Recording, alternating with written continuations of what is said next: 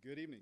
My name is Michael Duncan, and my wife, my 4 children and I, we all live in LaGrange, and my children attend East Oldham Middle School, Oldham County High School, and now U of L.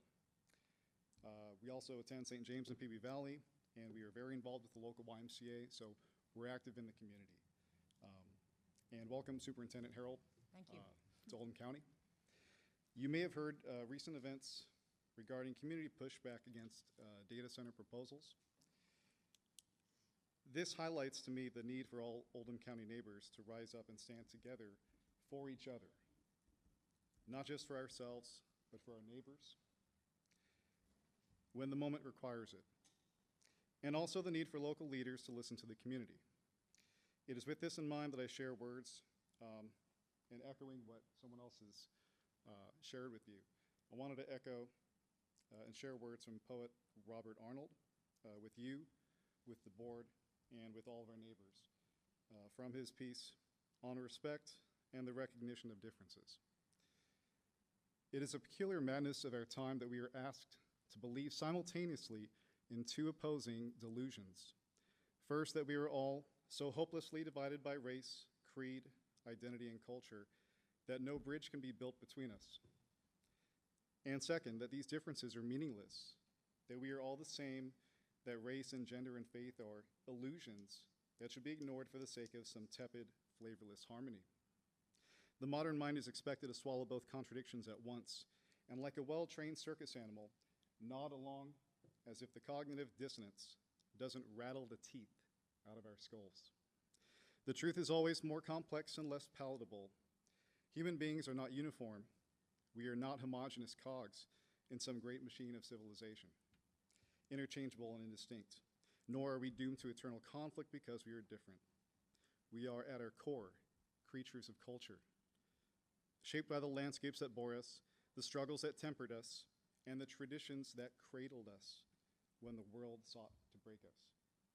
It's to strip the color from the painting, to drain the blood from the body, to commit, in essence, a pilot and well-intentioned genocide against the stories that define us. And yet here lies the paradox. Respect for our differences does not mean submission to division. It does not mean constructing new hierarchies for oppression, nor does it require us to engage in an eternal contest of suffering, where the only prize is the moral authority to demand that others bow in shame. It simply means acknowledgement, to see a person as they are and not as who we wish them to be. Not as some sanitized, inoffensive abstraction of human existence, but as a fully formed, breathing, thinking, struggling individual with history and context. And it's the only real respect that matters. And it is simple, is undeniable, and the fact that the right to exist in peace does not hinge on your comprehension. You do not need to understand someone to respect them. You need only to be decent. But decency, it seems, is in short supply.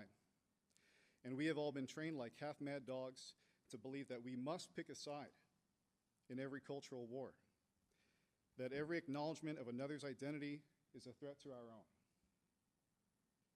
and that to respect someone's pronouns or traditions or struggles is somehow an act of self-erasure. So we rage and we bicker, and we erect false idols of purity, either in the form of colorblind oblivion or militant identity warfare, while the actual work of living alongside one another's neighbors goes completely undone.